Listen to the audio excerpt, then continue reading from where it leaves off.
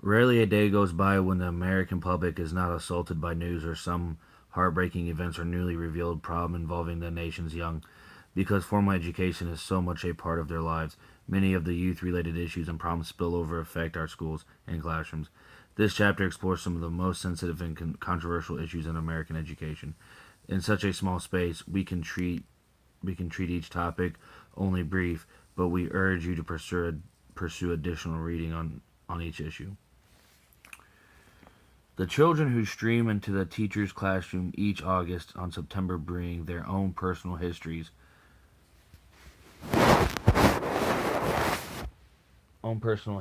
although they may wish to start afresh with the beginning of the new school year. Much who they are wrapped up in their past and their current out of the school lives. It is likely that some of these students bear deep scars in their past experiences, and some currently caught up in desperate, widespread social problems. We wish to make you more fully aware of more of the deeply sensitive and sorts of the problems your students may bring to your classroom. Although many of the troubles and pathologies discussed in the chapter, such as drug use, teenage pregnancies, and social violence, appear typically among secondary school students, almost all have their roots in their lives as elementary school students. All teachers therefore need to be alert in these problems. We are not suggesting that you should be Mrs. or Mrs. Fix-It and taking troubled children with a few quick adjustments to their psyches, sending them out in the real world cured. We do, however, want you to recognize the healing power of education in which it gives structure, purpose, and hope to youngsters whose daily lives often lack these stabilizing and motivating influences. Chapter 3: Who are today's students in diverse society? Profile changes in our society that are resulting in increased diversity among today's students. These conditions affect many students' lives but do not necessarily prevent them from getting an education. Other changes or trends do pose a more direct threat to performance of students in school.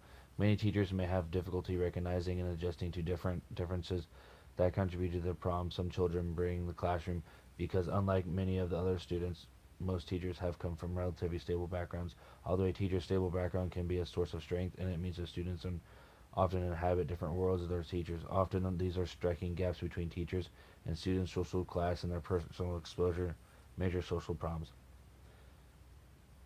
In the discussion here, we deal with several difficult conditions and problems, including poverty, homelessness, child abuse, alcohol, drug use, teenage parenting, sexually transmitted diseases, adolescent suicide, violence, cheating, and school dropout rates. These perceived social problems do not occur in isolation, but rather tend to cluster and overlap. In real life, it is difficult to separate or discrete sources of social problems. The compounding of risk factors contributes to the incredible scope of these young problems, places and number of students at the risk for not completing successful and succeeding in school. For such risk students, they are often called the chances are great that they have difficulty getting an adapted adequate education. What are some of these risk factors? Here are the six major ones.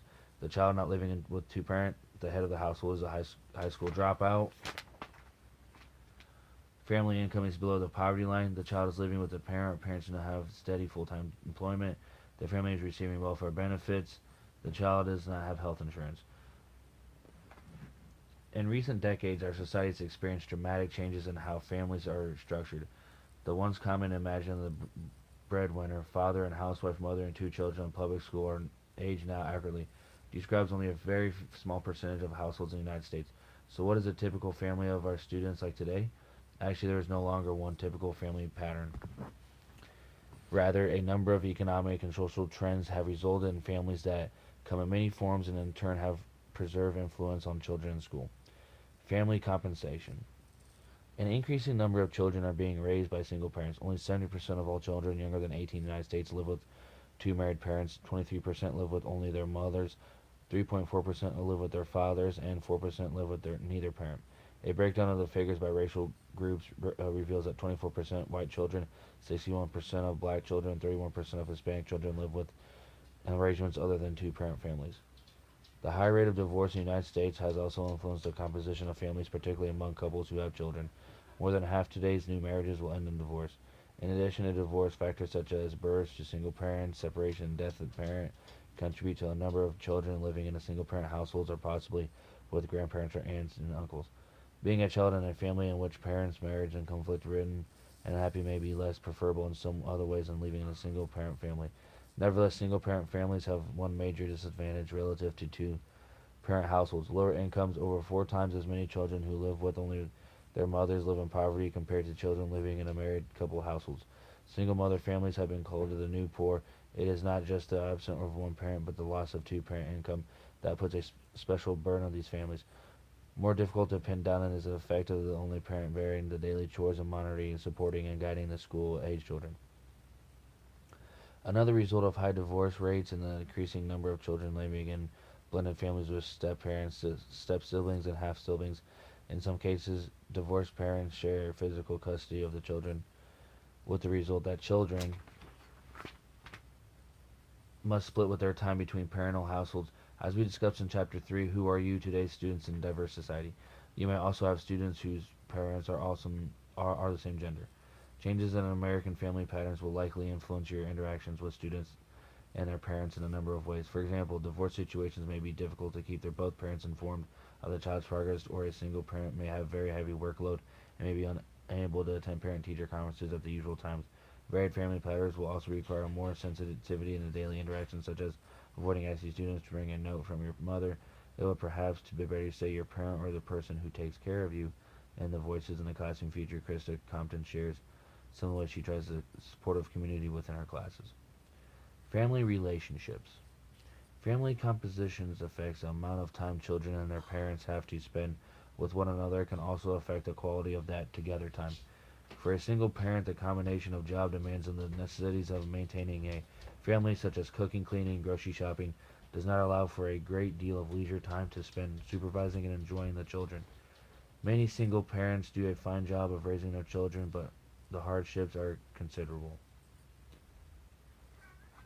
America's future will be determined by the home and the school. The child becomes largely what is taught, hence we must watch it and we must teach it, how we live before it. Even two-parent families can face challenges. Many mothers can now go to work or return to work whether the children are still very young. And 31% of two-parent families, both of the mother and the father worked all year full-time. Two-career families must balance the needs of child rearing and family life with the demands of two work environments. Neither mom nor dad is available as he used to attend daily social, intellectual, and more development. 75% of today's students live in families in which either both parents or the parent work full time. When many children return to home from school, they watch television rather than talk with their parents. Coming home to an empty house or apartment after school is stranded for an essential formative for million latchkey children in our country. For parents of younger children not yet in school, working outside the home raises the issues of adequate childcare. If both parents or only to be parents go work full time, who is taking care of the children? Grandparents and extended family used to pitch in to help, but today, and less common for a family to settle in one location near relatives for extended periods. Parents who have to work, and especially single parents, can easily be caught in the bind that they often must settle for whatever the child care they can afford. The expenses of a child care can often create additional hardship to the family's resources. School and teacher responses. In addition to limiting the amount of time children spend in close contact with their parents, the alternative to career and single parent families have a direct impact on the schools.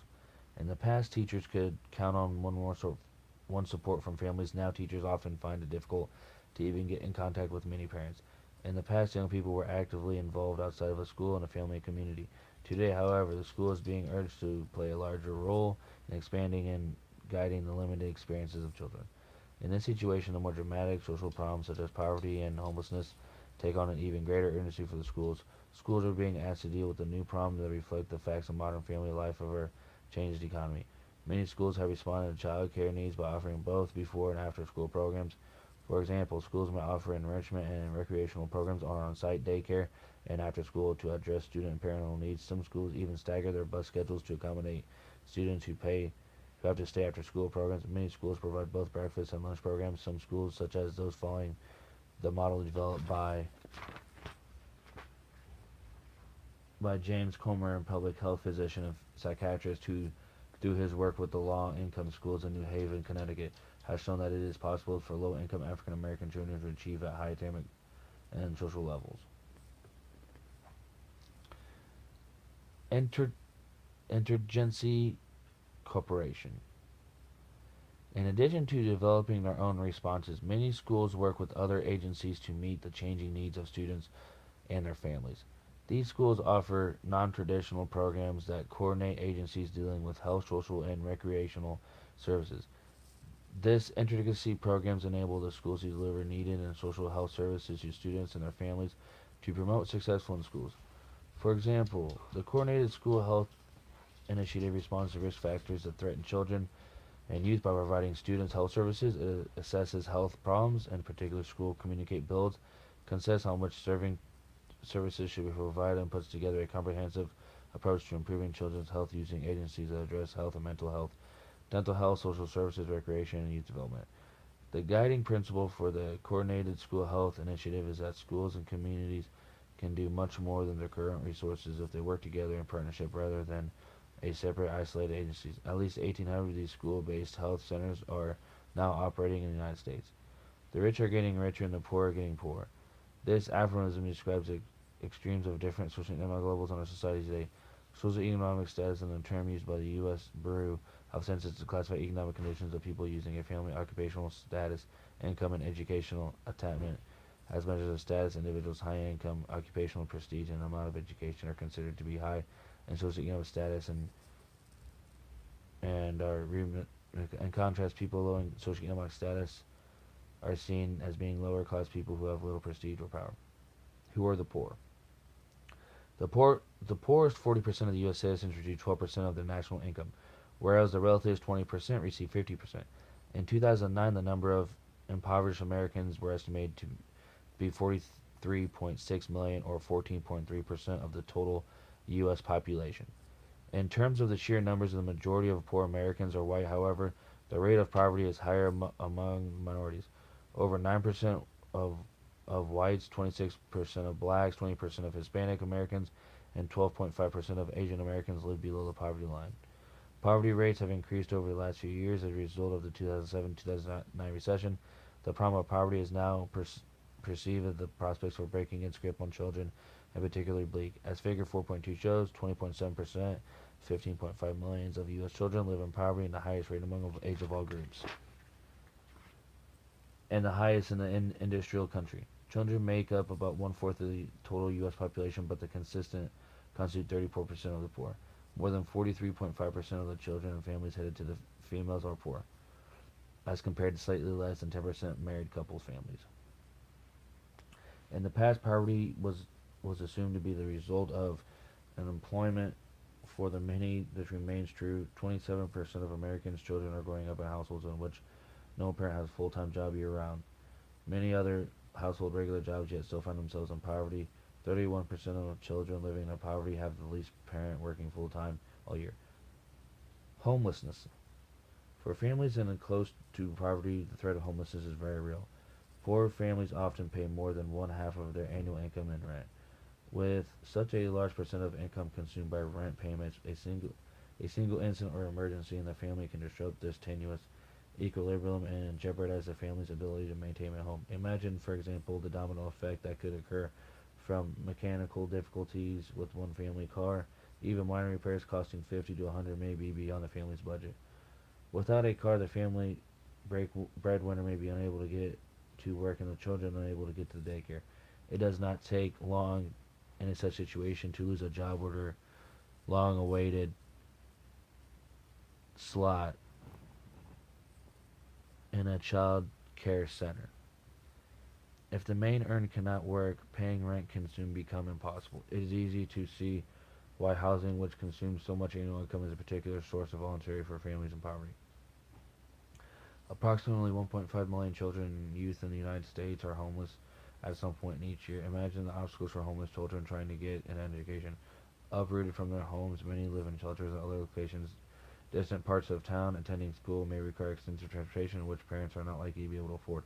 Enrolling children in a school or near a shelter may be difficult or intimidating process for parents struggling with daily survival. Many parents believing they will be homeless only for a short time may not even try to transfer their child's enrollment.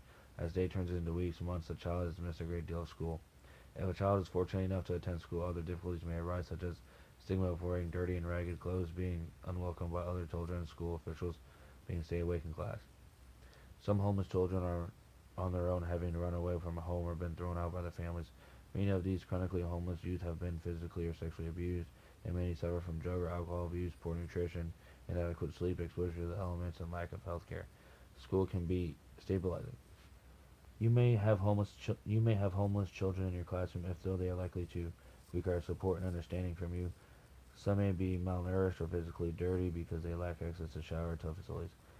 They may show emotional needs. Other children may make fun of them. Your support and caring provide these children with hope and be crucial in improving their chances for success.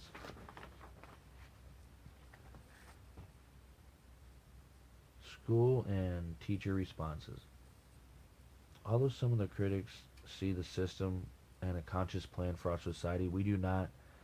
Such a cynical view suggesting that teachers who are toiling in the poor urban and rural areas are either of evil intentions or simply dupes.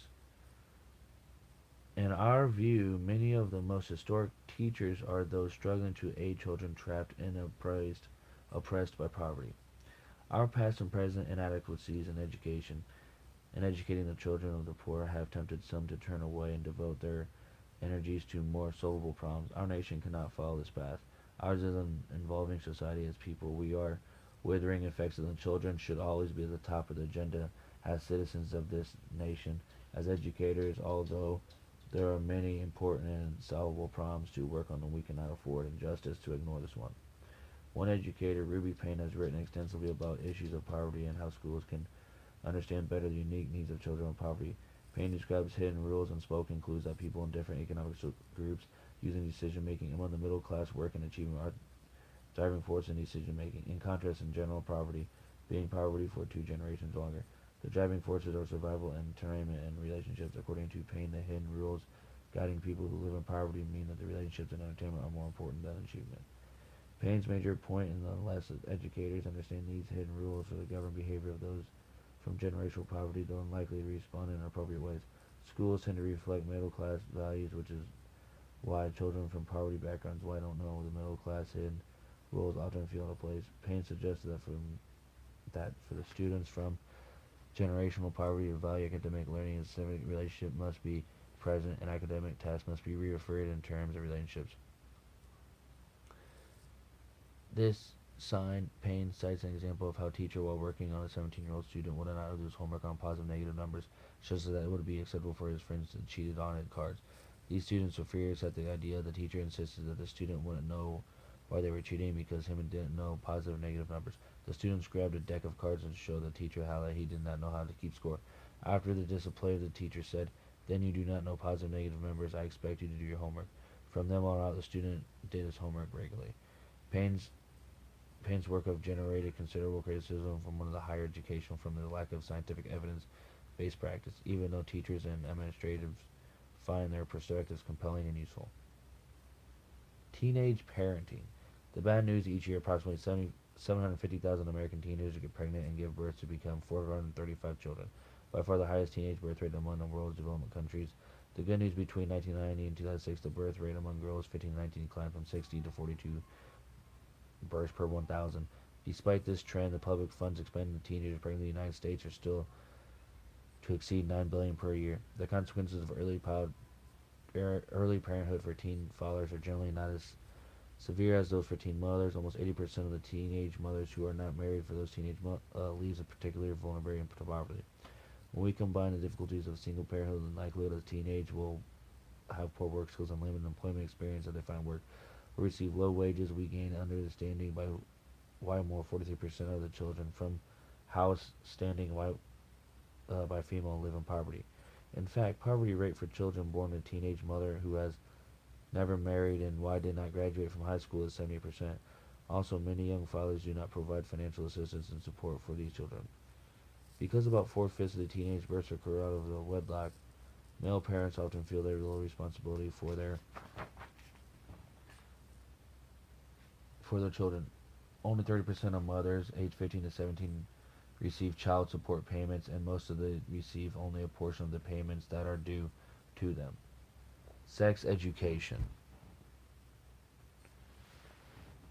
Issues and questions of sexual behavior and sexual attitudes cut deep into the heart of their spiritual and social views of most Americans. It is hardly surprising then that our schools' efforts to educate young people frequently stir up strong passions and inspiration in heated debates. Although most people will agree that children should be given information about sex, the controversy centers on three issues. Is a school the appropriate institution to offer such instruction? If so, should it limit instruction to strictly factual information, or should the psychological, social health, religious, and moral aspects of sex be included in the curriculum? Should the school emphasize abstinence-only sex education programs, offer comprehensive sex education programs? Goals of sex education. Preventing teenage pregnancies is a major goal of any sex education program. Besides endangering babies, early pregnancies place for their future lives as a great numbers of teenage girls in the serious jeopardy, interrupting and often terminating their education. Despite the availability of special counseling and accommodations intended to help teenage mothers stay in school. Another goal is sex education to reduce the incidence of sexually transmitted diseases, STDs. The aspect of sex education is also controversial, particularly regarding the use of condoms, and an estimated 9 million Americans ages 15 to 24 are newly infected with an STD each year. With chlamydia and gonorrhea being the most commonly acquired diseases, although not the most common of the STDs, AIDS is a serious killer with and preventive measures to curtail its spread have become a matter of life and death. It is estimated that 5% of all new cases of human indeficiency virus infection can occur in people ages 13 to 24, and the majority of these infections are sexually transmitted. Approximately two-thirds of HIV infections occur in males. About 48% of high school students report that graduating they have engaged in sexual intercourse, 50% of males and 46% females. However, only 60% of teenagers report using condoms in the last time they had sex. Condoms, although clearly not as effective as abstinence, do provide some protection against AIDS and other STDs when used correctly. Unfortunately, many teenagers, especially if they're using alcohol and drugs, neglect to use condoms or use them incorrectly. In addition to preventing pregnancies and STDs, sex education seeks to help teenagers to become sexually healthy adults. Sexual health encompasses sexual development and reproductive health, and such characters as the ability to develop and maintain meaningful personal relationships, appreciation of one's own body, interaction with both genders in respectful, appropriate ways, and responsible decision-making skills. Students need not only scientific information about human sexuality and prevention of pregnancy and disease, but also to help gain in self-control and strength of character needed to avoid risk and irresponsible behavior. One important form of prevention abstinence depends on developing the necessary self-control to handle sexual situations and feelings. Likewise, developing true respect for one's partner an important character-related aspect of sex education. Abused and neglected children. The education of the young brings us into contact with humanity's best impulses. Occasionally, however, we see the wreckage of this dark, most vicious urges for many of the phenomenon of childhood abuse when we know only a small percentage of the social workers and law enforcement people.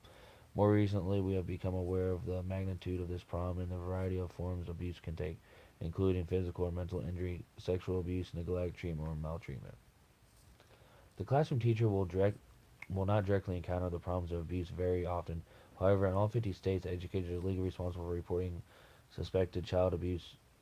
Teachers must be aware of the potential signs of abuse and know the school policy procedure for reporting suspected abuse. Repeated injuries such as bruises to the head or abdominal welts and burns, neglected appearances, stealing food, difficulty staying awake, or poor hygiene, sudden fall off in academic performances, disrupted or passive withdrawal behavior, secretive or further behavior when using the internet. Adolescent suicide. Suicide is third only to motor vehicle accidents and homicide as a leading cause of adolescent death in the United States. Each year, over 4,100 people ages 15 take their own lives. Studies of young people who have attempted suicide for those who have succeeded reveal several patterns. For every teenager who commits suicide, 100 more will try. Every year, 1 in 12 high school students attempt suicide, and 1/5 of all high school students report they have seriously considered suicide within the last 12 months. What puts young people at risk for attempting suicide? Risk factors include family violence or disruption, mental illness, unemployment, a history of substance abuse, being bullied, and stress in school and social life. To add the tragedy, young people sometimes engage in copycat suicides and such cluster syndrome or weave obsolescence. Despite despite prevalence of suicide among youth, most schools don't have a plan to prevent these deaths. Educators often have the opportunity to recognize children and youth who are suicide risk to help them get the advanced advice and support they need. Although suicidal behaviors are complex and the warning signs may be ambitious or misleading, it is important to realize that most young people commit suicide give warning signs first, signaling their need for help. School violence and vandalism. These headlines suggest that the United States has become a dangerous place for children. In urban areas, crime and violence from surrounding neighborhoods have spilled over into the schools, affecting children, staff, and teachers alike. In the suburbs, communities have been some horrible examples of the students killing other students. Costs resulting from vandalism or violence include expenditures for building repairs, skyrocketing premiums for liability insurance, human costs in terms of injuries to students and teachers, and in extreme cases, even deaths. Many teachers are injured while attempting to break up the students' fights or to halt robbery. Student-teacher disagreements also sometimes provoke attacks. Still, other teachers are injured not by students, but rather by intruders who may be dealing drugs or see the elementary schools as buildings with little security populated by women and children. How extensive is the problem of school violence and crime? Despite the anonymous headlines, serious violent crime constitutes a small percentage of the total amount of school crime, and homicide is extremely rare. Although the number of multiple homicide events at U.S. schools have increased and they receive national media coverage when they do occur, the chance of suffering a school-associated violent death is less than 1 million between 2000 and 2008.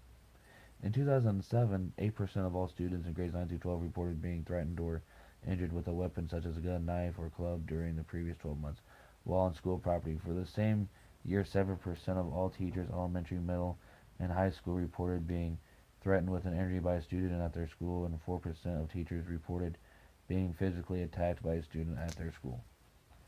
Gangs. Gangs. Severe violence is often associated with gangs. In 2007, 20% of students reported the presence of gangs in their school. The, the proportion of young people who actually join gangs is quite small. However, approximately 744,000 gang members and 27,900 gangs are estimated to have been active in the United States in 2008. Although gang members are often stereotyped as belonging to lower class, some are children of middle class suburban families who commit acts of vandalism, robbery, and drugs dealing out of born of feelings of alienation from family and friends. Although most gang members are male, the number of females who are gang members are either all female or mixed gender gangs has grown in recent years. Gangs often display clothing, jewelry, tattoos, or graffiti that is distinguished and identify the members. The character of the gang activity has grown more violent as gangs have become increasingly more involved in drug dealing and other criminal activities. The easy accessibility and spread of guns and greater tendency to use extreme violence to settle disputes or to avenge even the smallest acts of disrespect have also contributed to the trend toward increased violence. How can educators minimize the negative influence of gangs? Useful actions include the following. Establish programs that stress positive youth involvement as alternatives to gang membership. Assimilate gang-oriented students into the mainstream academically, socially, and through extracurricular activities. Take quick, decisive actions when instances of gang activity occur on school grounds. Prohibit gang colors, insignia, and other signs of gang membership. Steps to reduce school violence. Concern over school and crime violence have prompted many public schools to take measures to reduce or prevent violence and ensure safety in the schools. In particular, concerns about keeping schools secure from outsiders have increased since a 2004 incident in Russia, where Chechen terrorists forced their way into elementary school, killing more than 300 people, including 250 young students. Measures adopted by the schools include the following steps: creating alternative schools for students with a history of violence, requiring students to wear uniforms, employing security measures such as visitor signing requirements and use of metal detectors, having a police or law enforcement officials stationed at the school, offering students and staff various types of violence prevention programs. Use a variety of security measures to keep intruders or weapons off school grounds. Create alternative schools for serious offenders. Establish a classroom environment centered on respect and kindness where put downs, ridicule, and sarcasm are not tolerated. Develop intensive skills in the classroom management. Involve students in decision-making process in areas such as finding methods to handle offenders. High school graduation and dropout rates. There are significant disagreements among scholars about how to calculate dropout and graduation rates from the public high schools in which data sources use estimates of high school graduation rates from 68% to 82%. White Asian Americans have higher graduate rates estimated between 75% and 82%, than do blacks and Hispanics Americans estimated between 52 and 74. Overwhelmingly of the students who enter ninth grade each year fail to graduate with their peers 4 years later. Besides poverty, what contributes to high dropout rates? Student report poor grades, dislike for school, alienation from peers, marriage or pregnancy, and employment as common causes for leaving. The most commonly reported factor is poor academic performance. Ninth grade serves as the bottleneck for many students who discover that their academic skills are lacking for high school level work. Another cause of dropping out is unrealistic expectations about the world of work. Many students with high hopes for the imagined luxury of a regular income fail to realize that wages in the service sector of employment are low. Other teenagers may envision starting at the bottom of the work hierarchy and through the hard work, eventually climbing the ladder of success. Unfortunately, many of them lack job search skills and end up in jobs with limited potential for advancement. Despite this reality, the strong motivation to work often proves too powerful an incentive and results in a student leaving school. The immediate rewards of the workplace lure some students away from the more remote incentives of staying in school and attaining an education. Students often give warning signs that they are at risk for dropping out. For example, increased absence and completing work and peer competition with matters outside school. Teachers can discourage